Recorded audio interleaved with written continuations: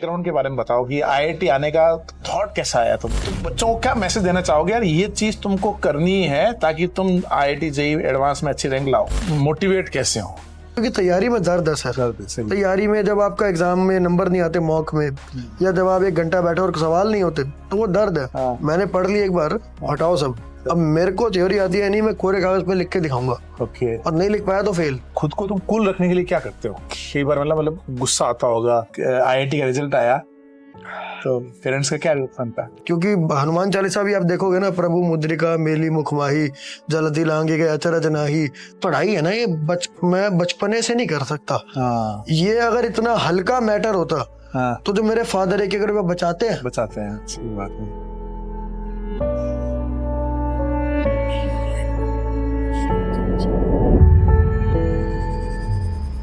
नमस्कार।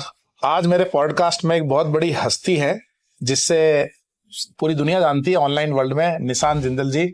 और इनसे भी खास बात है कि जेईई को क्रैक किया उन्होंने और बात काफी स्ट्रगल करके 247 रैंक आईआईटी जेईई एडवांस में लगे और आईआईटी दिल्ली से आपने किया। तो सबसे पहले मैं आपको बहुत बधाई देता हूँ, आपके परिवार को, आपके पेरेंट्स को, सबको बहुत बहुत बधाई कि आपके बच्चे ने बहुत मेहनत करके रैंक ले। 247 रैंक लाना मतलब क्या चीज है वो हम समझ सकते हैं, क्योंकि हम बच्चों को जब पढ़ाते हैं तो बच्चा जो क्वालिफाई करता है ना, उसमें देखने कितना स्ट्रगल होता है उसका, और तुम तो टॉप रैंक लेके आए। तो पहले तो थोड़ा अपने बारे में, अपने बैकग्राउंड के बारे में बताओ कि आईआईटी आने का थॉट कैसा आया तुमको? सर मैं एक शॉपकीपर का बेटा हूँ। मेरे फादर की किराने की दुकान थी और मदर हाउसवाइफ। तो मदर फादर 10वीं से ऊपर पढ़े हुए नहीं है, 10वीं भी नहीं पढ़े हुए। मेरे घर में पढ़े लिखा का मेरे से पहले कभी माहौल नहीं था। अच्छा। मैं उसमें बड़ा हुआ, मेरे को नहीं पता था कि मैंने कभी किसी को पढ़ते हुए देखा ही नहीं था। ओके। तो मैं जब मेरे फादर को लेकिन एक अलग ही चाव था। उनको लगता था कि शिक्षा जो है बहुत बढ़िया चीज होती है। ओके। उनके प्रिंसिपल दोस्त थे, एक जानकार थे। तो उनसे पूछते रहते थे बच्चे को क्या कराएं। एक उनके दोस्त थे जो न्यूज़पेपर एजेंसी चलाते थे, वो भी पढ़े लिखे थे। ओके। उनसे पूछते रहे क्या चलाएं, क्या करें। तो ऐसे ना वो बड़े क्यूरियस रहते रहे कि बच्चे को क्या कराएं। और फिर स्कूल वगैरह में भी उन्होंने मतलब अपनी हैसियत से बढ़ के एक इंग्लिश मीडियम स्कूल में डाला। ओके। और मैं हूँ 4 भाई बहन है, मैं सबसे बड़ा हूँ उनमें। अच्छा, बड़े हो? हाँ जी। तो मेरे फादर ने मतलब मेरे को ना बहुत पढ़ाया। ओके। और अच्छे स्कूल में डाला, लेकिन मैं था तो बच्चा ही। हाँ, ठीक है। तो मेरे को फिर वहां से मैं आता हूँ और अब बड़ा हुआ, तब पढ़ाई का सीरियसनेस कभी थी नहीं, ऐसे इसी बैकग्राउंड में हुआ। ठीक है। तो फिर आईआईटी का ख्याल कैसा है तुमको? ये किसने बताया कि आईआईटी एग्जाम होता है और वो करना चाहिए? मेरी मतलब कजन्स हैं कुछ जिन्होंने ट्राई किया था। ओके।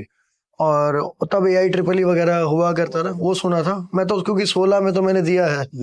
अब कभी पहले कभी सुना होगा तो तब तक AIEEE था, है ना। अब वो भी कोई सीनियर, उन्होंने भी कई सालों पहले दिया होगा ऐसे। तो AIEEE सुना था मैंने। IIT का नाम मेरे को पता चला था जब मैं तो कॉमर्स ले रहा था 11वीं में। अच्छा, तुम कॉमर्स लेने वाला? हाँ जी। ये बड़ी इंटरेस्टिंग चीज है। हाँ जी। मुझे ऐसा लगता था मैथ में थोड़ा दिमाग मेरा चल जाता है। अच्छा। तो किसी ने कहा था कॉमर्स ले लो, ऐसा होता ना कहीं, मैथ माने कॉमर्स। अच्छा। तो लेकिन एक कजन ने आके मुझे समझाया कि नहीं, तेरा दिमाग साइंस वाला है तो साइंस ले लो, सही रहेगा। ओके। फिर साइंस ली, तो साथ साथ फिर वो जेईई की कोचिंग नेचुरली फिर वहां चला गया। ऐसा तुम दिल्ली में रखे सभी कर? मैं दिल्ली में पैदा हुआ, वहीं बड़ा हुआ हूँ, वहीं पे आज भी पढ़ाई IIT दिल्ली। और काम भी वहीं करता हूँ। वो काम भी वहीं करते हो? मतलब जो बचपन से तुमने 11 से जो भी सीखा उसका इम्प्लीमेंटेशन भी अभी कर रहे हो? राइट सर, बिल्कुल सही है। अच्छा, एक चीज और बताओ, इतनी बढ़िया रैंक आई तुम्हारी, अगर तुमको दोबारा तैयारी करने का मौका मिले, हाँ जी, और तुमको ऑफर दिया जाए कि तुम कोटा में आके यहाँ तैयारी करो, तुम तैयारी करते और इससे रैंक इंप्रूव करते क्या? तुम्हें क्या लगता है? अगर मतलब मेरे को जिंदगी में मैं दोबारा अगर 15 साल का होता तो मैं वाइब्रेंट कोटा आता। ये मैं मतलब आज मैं जानता हूँ वाइब्रेंट को जो, तो मैं इसलिए मतलब मैं भगवान की कसम खा के कहता हूँ कि सिर्फ वाइब्रेंट के बाद आता मैं। और MS चौहान सर से पढ़ता, निंजा सर से पढ़ता फिजिक्स। मेरे को तुमसे जितनी बार पढ़ता हूँ एक तो मजा तो आता है, मगर एक मन में एक रिग्रेट पैदा होता है कि मैं इनसे नहीं पढ़ा यार, इनसे नहीं पढ़ा यार। एक लेकिन वो अच्छा रिग्रेट है कि कोई ना, चलो आज मैं इनके साथ हूँ, ये आज कुछ तो पढ़ ही रहे। ठीक है वो बात है, पर मैं वाइब्रेंट आके पढ़ता और मेरी चाहे जो रैंक आती, मेरी मतलब 250 रैंक आई और मुझे पूरा यकीन है। और सर मैं बता रहा हूँ, मेरे पास वो रिसोर्सेज या कुछ थे नहीं खास। मेरे को मुझे लगता है अगर वाइब्रेंट ज्यादा सपोर्ट आप मुझे ऑर्गेनिक पढ़ाते अगर, तो मजाल है सर मेरी, मतलब आप 2 डिजिट हटा लो मेरे रैंक से। आप ये समझ लो, ये मैं तो करता, मैं तो बिल्कुल, बल्कि तो एक एक्सपीरियंस इतना बढ़िया होता कि कोई इसका कोई मैच नहीं है। हाँ, नहीं वो तो है ही, निंजा सर और शेटिया सर दोनों मतलब है ना, मतलब ऑनलाइन में जो थोड़ा बहुत आए हैं ना उसके पीछे क्रेडिट तुमको जाता है। तो तुमने देखा होगा कि जब तुम उनके साथ बातचीत करते हो ना, तो क्योंकि तुम खुद रैंकर हो, हाँ जी, फिजिक्स समझते हो, तो वो तुम्हारे साथ बात करते हैं। हाँ जी सर। बाकी वो नॉर्मल लोगों से ज्यादा बात नहीं करते हैं, क्योंकि वो नॉर्मल आदमी फिजिक्स की बात ही नहीं कर रहा है। हाँ, फिजिक्स की बात नहीं है, इनको कोई मतलब नहीं दुनिया, इनको फिजिक्स से मतलब है। फिजिक्स से मतलब है, हाँ, ये मैंने देखा है ना। इनको मेन बस फिजिक्स से मतलब है। ठीक है। अच्छा, जो बच्चे अब तैयारी कर रहे हैं, है ना, उनको बहुत सारे रिसोर्सेज मिल रहे हैं, तुमको तो कुछ भी नहीं मिला, फिर भी तुम 247 रैंक लाए। तो बच्चों को क्या मैसेज देना चाहोगे, यार ये चीज तुमको करनी है ताकि तुम IIT JEE एडवांस में अच्छी रैंक लाओ? सबसे पहली बात तो 10 रिसोर्सेज के पीछे कभी नहीं भागना चाहिए। ठीक है। मतलब एक अच्छा रिसोर्स, अच्छा बहुत जरूरी है कहना, एक रिसोर्स नहीं, मार्केट में अच्छा भी है और घटिया भी है, सब कुछ है मार्केट में, मगर एक अच्छा रिसोर्स आपको मिल जाए जो वेरीफाइड रिसोर्स हो, आप उसको पूरा निचोड़ दो। जैसे शुगर केन होता है ना, बंदा उसमें शुगर केन डालता है, रस निकलता है, फिर उसको फिर निचोड़ता है, फिर निचोड़ता है उसको, फिर जब, बल्कि सर मेरी नानी मुझे बताती थी, क्योंकि मैंने तो गांव देखा नहीं है, कि जब शुगर केन जो बच जाता है, फिर उसको ही भट्टी में जला के उसी पे गुड़ बनाते हैं, जो बच जाता है उसका बच जाता है। हाँ जी, उसी से ही। तो मेरी नानी ने मुझे बचपन में समझाया था। तो वो शुगर केन की तरह आप इस एक बेस्ट मटेरियल को निचोड़ दो, आपका IIT कंफर्म है। कंफर्म। नहीं, बहुत अच्छी बात बोली तुमने। कई बार जैसे लोग हमारी बुक सॉल्व करते हैं ना, तो उसके डाउट मतलब सेलेक्टिव सॉल्व करते हैं, 50% सॉल्व कर रहे हैं, हो जाएगा सर, IIT में रैंक भी आ जाएगी। लेकिन तुमने बहुत सही बोला, अगर वो पूरी बुक सॉल्व करता है ना, तो एक एक कॉन्सेप्ट उसको क्लियर हो जाएगा। और इसमें बुक में मैं ये कंफ्यूजन भी क्लियर कर देता हूँ। आप केमिस्ट्री में बात करूं, N Awasthi, MS Chauhan, VK Jaiswal, ये गोल्ड स्टैंडर्ड है। जिसने, मैं मानता हूँ जिसने ये कर ली, ये मैं आपसे नहीं जुड़ा होता ना सर, मैं आपको जानता भी नहीं होता, मैं तब भी यही जवाब देता। ठीक है। और ऐसी बात आती है कि मैथ्स में या इन सब में आप क्वेश्चन करने के लिए ब्लैक बुक बहुत अच्छी किताब है। एक सेंगेज की मैं पढ़ता था, जी तेवानी किताब, वो NK सर के साथ थे, जी तेवानी सर। अच्छा, NK सर के साथ हैं फिट जी में। NK सर तो फिट जी के HOD थे ना? हाँ जी, हाँ जी, साथ रहे होंगे। जी। तो जी तेवानी सर की मैंने किताब की थी, उसी वजह से मेरा सिलेक्शन हुआ, मैथ मेरी उससे अच्छी हुई।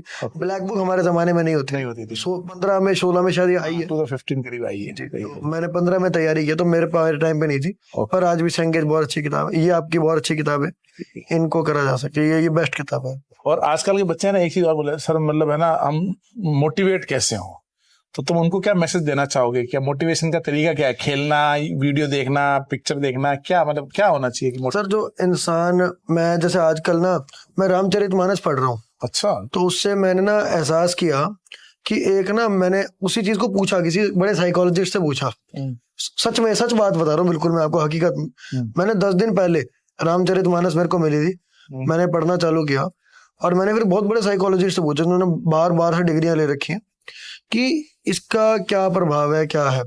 और मैंने खुद महसूस कर रहा, तो मैं उसकी एक्सप्लेनेशन लेने गया था उनसे। ओके। तो उन्होंने मुझे बताया कि ये जो है ना, ये बहुत हायर फ्रीक्वेंसी के इमोशन है। क्या इमोशन? जैसे विरह, वात्सल्य, अच्छा, ये इमोशंस, समझ रहे हो? तो आप ये महसूस करते हुए काम कर रहे हो, तो जब ये करते हो तो आपको जो ग्रीड, काम वासना, इस तरह के इमोशन आपको टच नहीं करते। फिर आप अगर उस फ्रीक्वेंसी पे रहते हो तो ये सब टच नहीं करता। आदमी जो आज डिस्ट्रैक्शन इन सब में फंस रहा है, वो इसलिए क्योंकि उसकी फ्रीक्वेंसी खराब है। और जो अपनी फ्रीक्वेंसी बढ़ा ले वो सही। और फ्रीक्वेंसी बढ़ाने का फायदा क्या है कि एक तो आप इन डिस्ट्रैक्शन से बचते हो, उसके बाद जो दर्द भी होता है, क्योंकि तैयारी में दर्द है सर। तैयारी में जब आपका एग्जाम में नंबर नहीं आते, मॉक में, या जब आप 1 घंटा बैठे और सवाल नहीं होते, तो वो दर्द है, वो दर्द सहन हो जाता है अगर आपका पर्पस बहुत बड़ा हो। तो जब आप ये एहसास करते हो आप किस लिए पढ़ रहे हो, और मेरे को जैसे एहसास कब हुआ था, अपनी तैयारी के टाइम पर, मैं मेरे फादर ने ना, अब क्या हो सर, बच्चे को एहसास नहीं होता इन चीजों का कि माँ बाप क्या संघर्ष करते हैं, क्या नहीं करते। तो मैं, जबकि मैं तो सबसे बड़ा था, तो बड़े बच्चे को ना जल्दी एहसास हो जाता है, है ना? हाँ जी। तो मैं था 12वीं क्लास में था, एल्डिहाइड कीटोन चैप्टर चल रहा था हमारा। अच्छा। बीच क्लास में से मुझे निकाल दिया, क्योंकि फीस हमारी कुछ पेंडिंग थी। 1,40,000 मेरी फीस थी। 2014 में तो बहुत बड़ी फीस थी, 2 साल की फीस थी। और इसमें से 45,000 हमने फीस भर रखी थी, 95,000 बची हुई थी, मेरे को निकाल दिया। और अब मैं घर पहुंच गया जल्दी। मेरे फादर मुझे कहते हैं कि जल्दी क्यों आ गया, तो गुस्सा करने लगे मुझे, जल्दी क्यों आ गया। तो मैंने कहा पापा ऐसे ऐसे हुआ। तो तुरंत उन्होंने चेकबुक उठाई और चल दिया मेरे साथ। ओके। कि मैंने कहा पापा आप क्यों भर रहे हो फीस, बेकार कोचिंग है, ये सही नहीं पढ़ाते, मैं खुद ही पढ़ लूंगा, होगा तो ठीक है, नहीं होना होगा, इनसे नहीं होने वाला। लेकिन अच्छा। तो मेरे फादर ने कहा देख मैं पैसे कहीं से भी ले आऊंगा, मगर मुझे कल को ये नहीं सुनना कि मेरे बाप के पास पैसे नहीं थे इसलिए मैं कामयाब नहीं हुआ। ओके, ये पापा ने बोला? पापा ने मुझे बोला। तब मैं था 16 साल का, 15 की बात है, 2015 की। तो मैंने कहा यार, मेरे को एक एहसास हुआ बच्चे को। और मेरे पापा वहां गए, कोचिंग गए, उन्होंने एक चेक लिखा, मुझे आज भी याद है, एक चेक मेरे ख्याल 50,000 रुपए का था। अगली डेट का, आज जैसे 22 है तो अगली 23 ऐसे। और एक लिखा अगले महीने की पहली तारीख, वो 23,000 का चेक था, उससे अगले महीने की पहली तारीख का 22,000 का चेक। ये 3 चेक मेरे सामने वो रखे है, फिर ब्याज पे पैसे उठा के अगले दिन बैंक में डाल के आए। तो मेरे को एहसास हुआ कि ये जो पढ़ाई है ना, ये मैं बचपने से नहीं कर सकता। ये अगर इतना हल्का मैटर होता तो जो मेरे फादर 1-1 रुपया बचाते हैं। अच्छी बात है।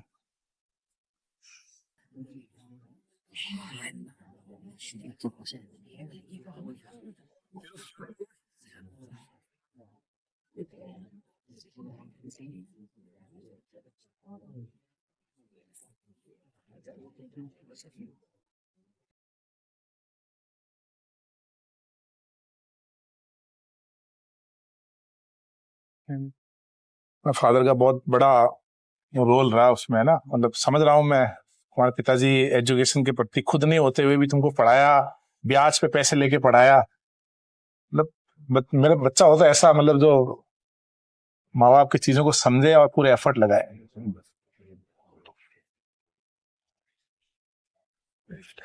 फन।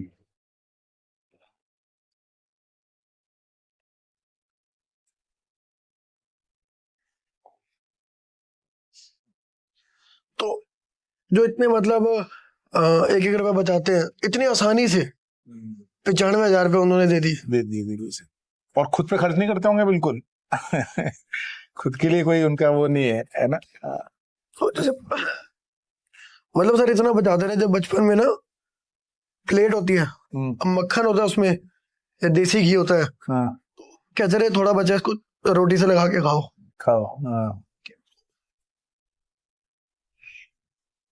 वहां से तो उन्होंने मेरे को, मतलब मैंने वहां पे, मुझे धक्का लगा, मैंने कहा आसान मैटर नहीं है ये, कोई हल्का मैटर नहीं है। तो मैंने कहा यार, मैं जो अपनी बेस्ट ईमानदारी दिखा सकता हूँ वो ये है कि सुबह बैठता हूँ पढ़ने और रात तक उठो ही मत। सही है। तो उसके बाद फिर तुमने एकदम 16 घंटे पढ़ाई कर रहा हूँ। 16 घंटे पढ़े तो? अच्छा। तो मतलब यार जीवन में सबसे बड़ा मोटिवेशन तो अपने अंदर से आता है ना, देख के, है ना। गजब यार। एहसास से आया, पर्पस से आया कि मतलब ये एक बड़ा मैटर है, फैमिली की विन है, फैमिली की। और इस बात से मेरे को फिर वो डिस्ट्रैक्शंस वगैरह वो सब बुरी लगने लग गई। यार ये तो बेकार है, ये तो हमारा पर्पस खराब कर रही है, ये तो मुझे जेई से दूर ले आ रही है, कामयाबी से दूर ले आ रही है, इसको छोड़, ईमानदारी से पढ़ते हैं बस, छोड़ कुछ नहीं चाहिए, मैं कुछ नहीं चाहिए। आईआईटी का रिजल्ट आया तो पेरेंट्स का क्या रिएक्शन था? सर जैसे क्या हुआ था, अब मेरा पेपर इतिहास का सबसे डिफिकल्ट पेपर था 16 का, तो उसमें पता नहीं चल रहा क्या रिजल्ट आएगा। सस्पेंस था। 60% मेरे नंबर थे। अब रैंक प्रेडिक्टर वगैरह में डालते हैं, टीचर भी कुछ रैंक बताते हैं, कोई कह रहा 1000 आएगी, मुझे लग रहा था सेंटर से निकल के 4000 रैंक आएगी मेरी, क्योंकि नंबर बहुत कम थे ना। कम थे यार, कोई मान सकता है ऐसा। मुझे ये पता था, लेकिन पेपर कैसा मर्जी है, मैं आईआईटी कंफर्म करके वापस आऊंगा। तैयारी एक बच्चे की इतनी लेवल की होती है, अच्छा। उसको पता रहता है कि आईआईटी क्रैक करना मैटर ही नहीं था, बड़ा मैटर ये था कि मैं बड़ी रैंक लाऊं। तो मेरे को था चलो 3-4 हजार रैंक आ जाएगी भाई, कोई बात नहीं, हम आईआईटी पहुंचेंगे। घर आया था 1000 के आसपास रैंक हो सकती है, क्योंकि मुश्किल पेपर था। फिर कोई रैंक प्रेडिक्टर 700 बता रहा है, वो 450 बता रहा है, फिट जी का रैंक प्रेडिक्टर बता रहा है 300। ओके। तो मेरे को एक्सपेक्टेड था कि इस रेंज में हो सकती है रैंक, और मैं हर चीज के लिए, कितना बड़ा रेंज हो गई, तैयार था मन से।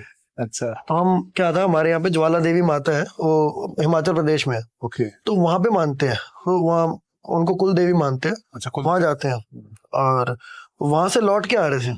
ठीक है। और तब रिजल्ट आ रहा था, तो उसमें मेरे दोस्त ने मुझे बताया मेरी 247 रैंक है। तो अच्छा, रिजल्ट तुम्हारे दोस्त ने देख के? दोस्त ने, क्योंकि वहाँ रास्ते में इंटरनेट भी नहीं चल रहा, फिर साइट भी इतनी खराब थी। तो दोस्त ने बताया 247 रिजल्ट है, तो मेरे को था हाँ चलो फाइनल हो गया। आपका पता वगैरह पक्का? उनका एक रिएक्शन था।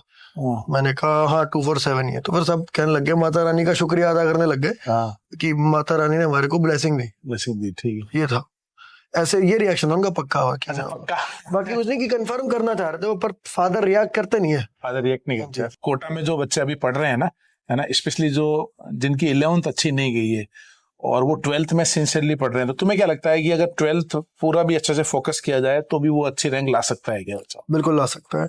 मैं ऐसा मानता हूँ सर कि मैंने क्योंकि 12th के बीच में शुरू किया, तो कहता बच्चा कोई भी जिसका दिल साफ रहा है ना, वो जीरो पे नहीं होता, बिल्कुल जीरो पे कहीं ना कहीं। और मैंने एक चीज और देखी, जैसे अब हम 12th में एटॉमिक स्ट्रक्चर पढ़ते हैं, अब वो 11th में भी एटॉमिक स्ट्रक्चर था, ठीक है। कोटा में तो 12th में थर्मोडायनेमिक्स पढ़ते हैं, ठीक है, और फिजिक्स में थर्मोडायनेमिक्स 11th में था। तो ऐसे ऐसे करके ना बहुत सारी कॉमन चीजें भी आ जाती है। जब आप एक मेच्योरिटी गेन करनी होती है बच्चे को सिलेबस को, 11th में मेरे को लगता है 50% टाइम जो बच्चे का वो सिर्फ मेच्योरिटी गेन करने में जाता है, सिलेबस को लेकर के कि साइंस इस तरह पढ़ी जाती है, देख ठीक है, तो उस चीज में जाता है। जो 12वीं अगर अच्छे से कर पा रहा है वो लेवल क्रॉस कर चुका है। ओके, उसके बाद क्या रह जाता है कि बस सिलेबस रह जाता है।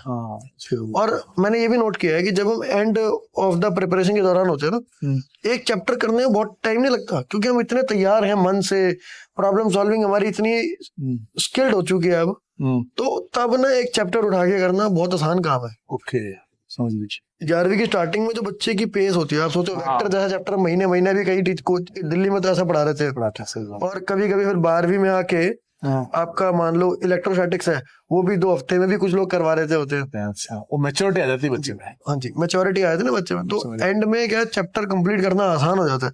इसका ये मतलब नहीं है कि हम एंड के लिए चीजें छोड़ें, इसका बड़ा मतलब ये है कि आज चीजें इतना अच्छे से करें कि एंड में जल्दी जल्दी चैप्टर बैकलॉग भी नहीं पड़ जाए। ये पर्पस होना चाहिए, और करना पूरी थॉरोनेस से चाहिए, जैसे वो शुगर केन की तरह, वो छूट ना जाए चैप्टर में, छूट ना जाए। अच्छा, वो तो नानी जी की जो कहानी है कि गन्ने को बार बार मशीन में निकालना है, बार बार निकालना है, पूरा उस टॉपिक का पूरा निचोड़ जो भी है, कोई हिडन कंसेप्ट है, हिडन कोई चीज है, वो भी उसको बच्चे को पता चले। तभी मैंने सर आज तक भी नहीं भूलता बहुत चीजें मैं, जैसे आपने देखा होगा। हाँ, तुम वही बाकी लोग भी बहुत सरप्राइज होते हैं कि मतलब तुम एकदम से, जैसे वो पहले तुमने जो सेठिया सर, निंजा सर, पीजे सर के साथ वो क्वेश्चन वगैरह किए, तो मैंने देखा स्पेशली तुम तुरंत एकदम रिएक्ट कर रहे हैं, मतलब आंसर ठीक है प्लस माइनस होता है, लेकिन तुम आंसर दे पा रहे हैं। ऐसा सब लोग पहली बार देख रहे हैं। जनरली जो बच्चे आते हैं ना, जैसे हमारे पास पुराने बच्चे जो आते हैं एलिमनी वाले, बोलते हाँ सर हो गई चाहिए, अब वो भूल जाते हैं, लेकिन तुम भूले नहीं। तो उसके पीछे वो ये है कि तुमने लर्निंग बहुत गहराई में जाके की है। अच्छा, ड्यूरिंग प्रिपरेशन ऑफ जेई तुम्हें खुद पे कभी डाउट आया क्या? तुम्हें ऐसा लगा क्या कि मेरे से नहीं होगा, अब नहीं होगा यार? सर ऐसा बहुत बार लगा, मेरा ड्रॉप लेने का भी दिल किया। ओके, तो मैंने अपने फादर को बताई थी ये बात, तो फादर कहते कि इस साल तो तू कोशिश ही नहीं कर रहा। हाँ, तो जब बीच सेशन में, बीच 12वीं में, हाँ, अब ड्रॉप लेने की बात कर रहा हूँ, जो बचा हुआ टाइम उसमें फाइट कौन करेगा? तो अगले साल तो मैं नहीं करा पाऊंगा। ओके, मतलब अगले साल में हाँ, किसी भी तरह से, चाहे वैसे भी है ना, पैसे भी और वैसे भी मन से पूरे परिवार का कहीं ना कहीं सैक्रिफाइस लगता है। हाँ। घर में भी आपको एक अलग कमरा दे दिया, और भी बहुत सारी चीजें होती है, तो परिवार कॉम्प्रोमाइज करता है, तो शायद होता है मन से, जहनी तौर पे भी कह सकते हैं कि मैं नहीं करवा पाऊंगा। ओके, तो वो सब उनका हो सकता होगा, पर जो भी था उन्होंने मुझे बोला उस टाइम पे, तो मैंने, एक तो ये था कि करने का, ना करने का ऑप्शन नहीं है। ऐसा ऑप्शन नहीं है, ठीक है। दूसरी चीज ये थी कि दिल में डाउट आता रखी, लेकिन ये कर पाऊंगा कि नहीं, मैं उस लायक हूं भी कि नहीं। हाँ। तो वो एक लॉजिकल बात एक दिल में आती थी यार, कि मैंने मान लो MS चौन किताब हो गई, ये एडवांस की किताब है, इसके क्वेश्चन कर लिए, हो रहे हैं, तो अब मैंने प्रीवियस ईयर क्वेश्चन किए, वो भी हो रहे हैं, मॉक टेस्ट में भी क्वेश्चन हो रहे हैं। हाँ।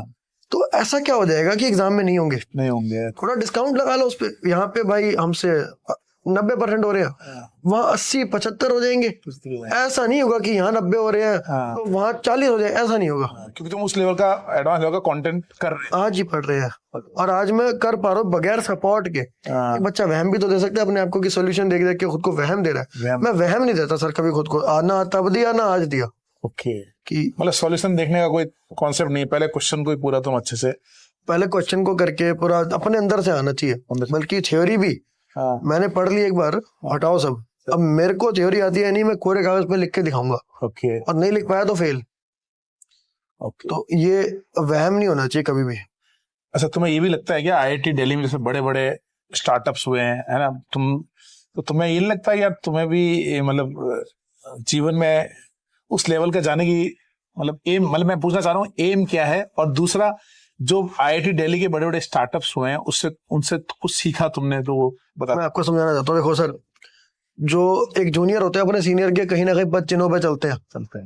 ठीक है, तो हमारे लिए प्रेरणा का स्रोत है वो, हमारे लिए इंस्पिरेशन है, जिन्होंने इतनी बड़ी बड़ी कंपनीज बनाई। और ये लोग भी सर हमारे जैसे परिवारों से आते रहे, छोटे घरों से। जैसे दीपिंदर गोयल है, वो लुधियाना पंजाब से आते हैं। और एक मिडिल क्लास फैमिली के हैं। जोमेटो ब्लिंकिट वाले। जी, जोमेटो ब्लिंकिट वाले, जोमेटो वाले। अलविंदर ढींढसा है, वो भी है। फिर आपके भावेश अग्रवाल है, वो भी है, पंजाब से है। पंजाब से। और ये तो इनसे ना मेरे को बड़ी इंस्पिरेशन मिलती है, ये हमारे सीनियर्स हैं। और आईआईटी दिल्ली में खासकर भावेश अग्रवाल तो आईआईटी बॉम्बे के, आईआईटी दिल्ली के भी है, जैसे अश्नीर ग्रोवर, ये सब।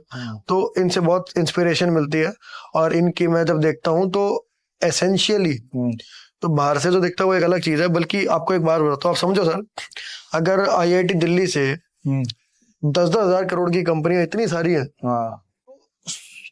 हजार करोड़ की तो और ज्यादा होंगी, नंबर। और 100 करोड़ की तो और बहुत ज्यादा होंगी। तो वो सारे मेरे आसपास सीनियर ही इतने सारे हैं। हाँ, जाहिर सी बात है, जाहिर सी, आप समझ पा रहे हैं बात, है ना? तो खाली ब्लिंकिट और जोमेटो को देख रहे हैं कि भाई आईआईटी दिल्ली से उन्होंने बनाई, नीचे डाउन द लाइन तो बहुत नंबर बढ़ता भी जाएगा, है ना? बिल्कुल बढ़ेगा, है ना? जैसे आप भी देखो ना, एआर 1 एक होता है, अंडर 100 रैंकर 100 होते हैं, अंडर 10,000 रैंकर 10,000 होते हैं, है ना? तो वो तो पिरामिड हर जगह है। तो हम भी उस पिरामिड में कहीं पे लाए करते हैं। और वो कॉन्फिडेंस आया तुमको भाई इतने सारे लोग ऐसी कंपनीज बनाते हैं तो मैं भी बना सकता हूँ। हाँ जी, और पिरामिड में कहीं लाया करते हैं, वो टॉप पे है, हम कहीं लाया करते हैं नीचे। और हमारे सीनियर, हम जिनसे इंस्पिरेशन सीखते हैं, मेरे एक सीनियर है जैसे, जिनका नाम है आदित्य शंकर। तो उन्होंने ऐप बनाई थी जिसपे, जो दुनिया की one of the most used edtech apps है। डाउटनट नाम सुना होगा? हाँ, डाउटनट नाम सुना है, मेरे सीनियर ने बनाई है। मैं मिला उनसे, मतलब उनसे पता नहीं, उनके को फाउंडर्स है। मैं डाउटनट की बात बताता हूँ, उनका कोई एक रिप्रेजेंटेटिव था या को फाउंडर, मुझे याद नहीं, बहुत साल पहले की बात है। वो इसी रूम में इसी जगह पे उन्होंने मेरे को एक सवाल पूछा था। बोला कि सर कोटा में, मेरे को थोड़ा टेक्नोलॉजी वगैरह मतलब अच्छी लगती है ऐसा ना, तो उसने बोला सर कोटा में क्या हमारा ऐप यूज होगा क्या? ठीक है, और फिर उन्होंने जो कॉन्सेप्ट बताया कि भाई मैथ्स का क्वेश्चन का फोटो खींच लो और सॉल्यूशन मिल जाएगा। मैंने कहा बिल्कुल यूज होगा यार, 100% यूज होगा, क्योंकि बच्चे को कोटा में घर जाने के बाद कोई सपोर्ट नहीं मिलता, आप घर में सपोर्ट दे रहे हो। तो फिर मैंने उनसे पूछा यार आप कैसे, उस समय एआई वगैरह इतना नहीं था, तो उन्होंने क्या किया था, कोटा का जितना कोचिंग का मटेरियल था ना उसको पूरा सॉल्व करके डाल दिया। तो वो क्वेश्चन को हिट करने की प्रोबेबिलिटी है ना अच्छी थी। तो बहुत अच्छा काम किया था ना, बहुत बढ़िया काम किया था। तो ऐसे सीनियर्स हैं वो मेरे से, मैं उनसे सीखता हूँ।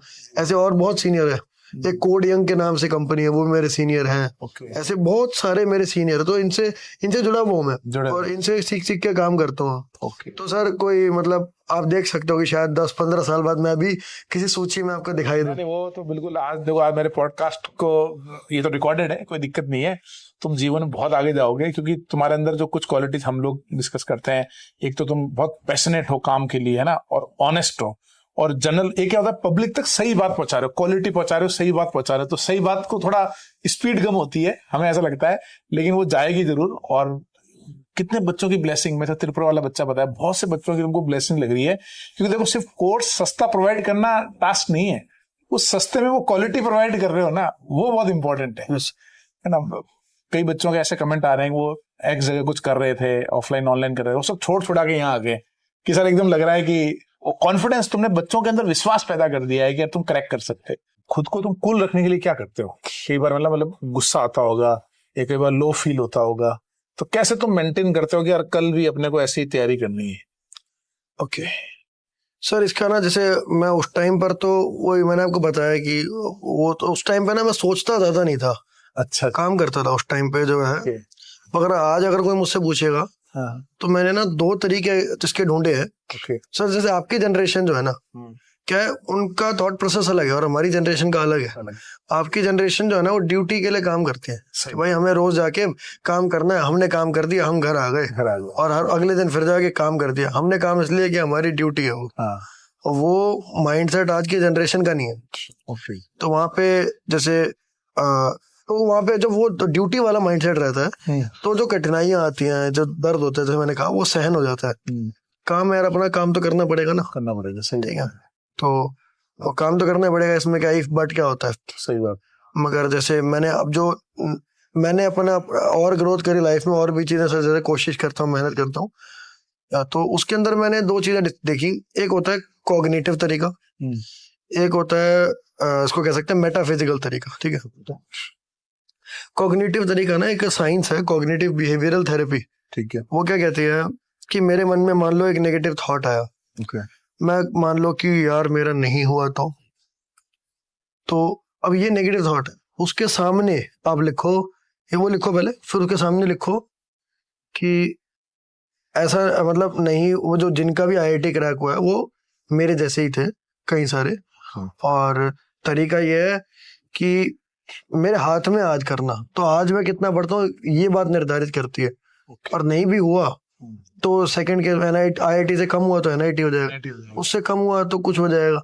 तो इतना बुरा क्या फील करना कि नहीं हुआ, तो ये एक बहुत ही सरफेस लेवल का डाउट है, अच्छा ना। तो ये तो कॉग्निटिव हो गया। ओके, कॉग्निटिव माने कि आपने दिमाग लगा के उसको अपनी ऐसे हर दुविधा को ठीक किया।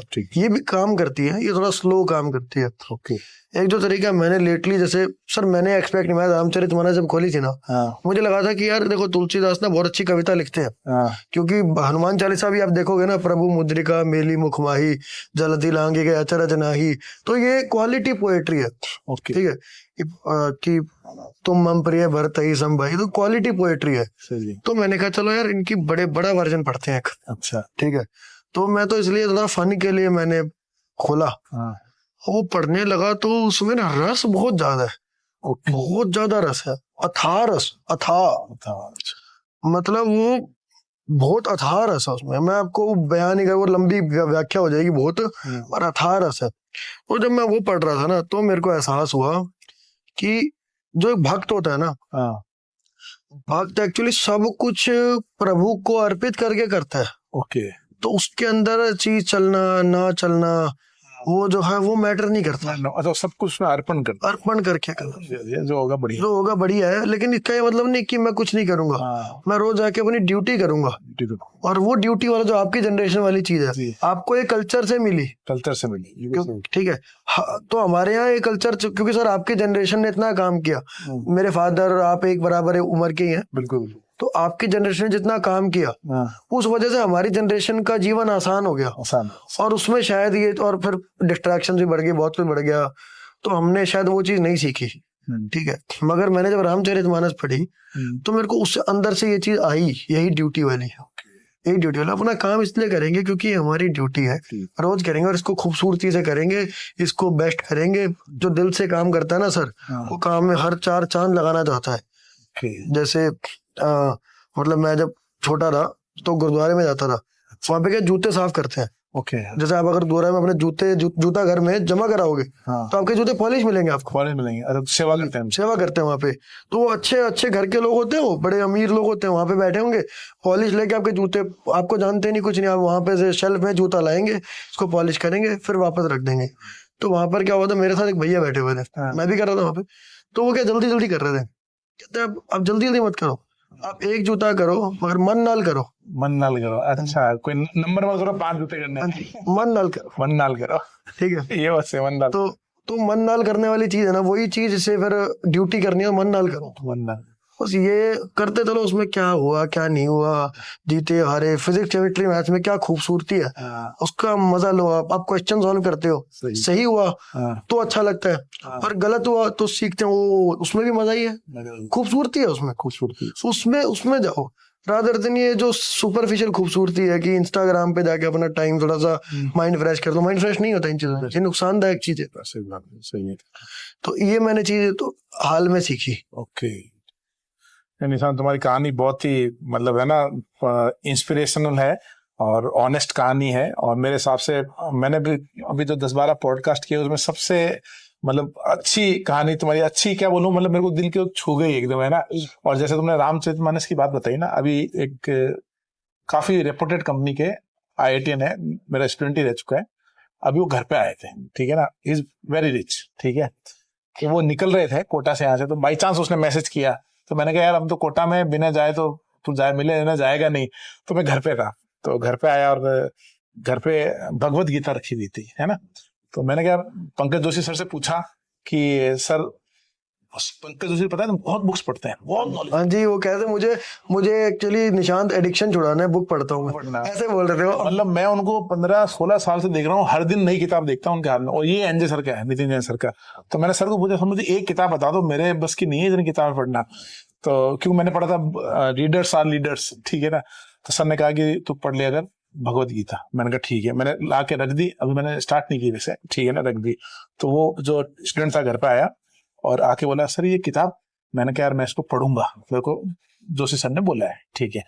तो वो फिर आधे घंटे उसी पे बात की उसने। और उससे मैं आज से 5-7 साल पहले बेंगलोर में मिला था, और अब मिला, रात दिन का चेंज, इतना कूल हो गया वो, इतना पॉजिटिव हो गया, इतनी काम, मतलब ऐसा लग रहा था यार मतलब मैं किसी देवी पुरुष की बातें सुन रहा हूँ। और उसी को पहले मैंने कॉमर्शियल एंगल बेंगलोर में देखा था, तब वो बिल्कुल कॉमर्शियल अलग तरीके की बात कर रहा था। तो जो तुमने आज बताया ना कि उसमें रस है ना, तो वैसे ही बच्चों को अच्छा कंटेंट पढ़ना चाहिए, है ना। तो तुम बच्चों को रिकमेंड करोगे ये रामचरितमानस पढ़ना? मैं आपको कुछ भजन बोल सकता हूँ जो आप कर सकते हो। एक जैसे एक मैंने आजकल में सुना था कि एक ना जैसे जो राम जी थे, तो राम जी का जब जन्म हुआ था तो उसमें माता कौशल्या उनको देखती है जब, तो वो उनके सौंदर्य में ना मुग्ध हो जाती हैं। ओके।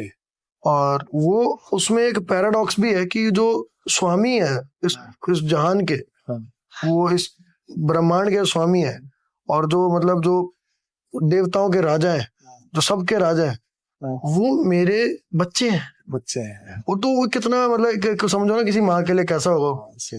तो उसमें वो जो चीज है ना कि प्रभु जो है इन्फिनिट है, मगर वो इतने इन्फिनिट है कि वो बच्चा भी बन सकते हैं। ओके। और माता उनको कहते हैं कि आप ना, वो उनको समझाते हैं फिर राम जी कि आप परेशान मत हो, कि आपने पिछले जन्म में एक तपस्या की थी, तो इस साल में आपका बच्चा बन के आया हूँ। ओके। तो माता को उनके लिए प्रेम आता है, लेकिन माता कहती है तात यह रूप छोड़ दो आप, आप बच्चा बन जाओ, क्योंकि माता को ना वो रूप बहुत अति प्रिय है। ओ, बच्चे वाला। तो हाँ जी, तो वो श्री राम ये सुन के बच्चे की तरह रोने लग जाते। अच्छा। तो ये है ना खूबसूरती है ना सर, है ना। तो ये जो चीज है ये है इसको वात्सल्य रस कहते हैं, है ना। तो ये इसमें ना एक वो आता है, मैं ना आपको लिंक्स दूंगा, आप ना वो डिस्क्रिप्शन में डाल देना। बिल्कुल डाल। इसके अराउंड में 2-3 भजन दूंगा बच्चों को, वो सुन सकते हैं, रामचरितमानस में से या तुलसीदास जी के। ओके, ठीक। चलो लिंक दे देना ताकि हमारे जो यूजर है वो भी उसको सुन पाएंगे अच्छे से। और निशान से एक और रिक्वेस्ट है कि नेक्स्ट टाइम जब भी वापस कोटा आएंगे, ये कोटा में शूट हो रहा है, तो एक पॉडकास्ट खाली इसी पे करेंगे।